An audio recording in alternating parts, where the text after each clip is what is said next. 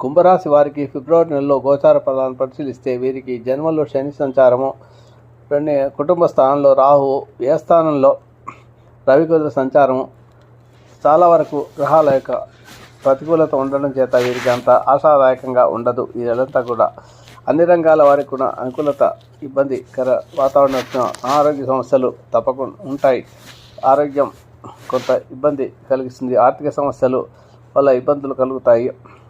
అపనిందల పాలు కావాల్సి వస్తుంది. కాబట్టి శుభకార్యాలకు పాల్గొంటారు. బంధువర్గం వారితో మాట పట్టింపులు, భేదాలు వస్తాయి. జాగ్రత్త చాలా అవసరం. నమ్మిన వారే దగా చేస్తారు. ప్రతి విషయంలోనూ ఆచితూచి వహించాలి. అనవసరమైన ఖర్చులు చేయడం మానుకోవాలి.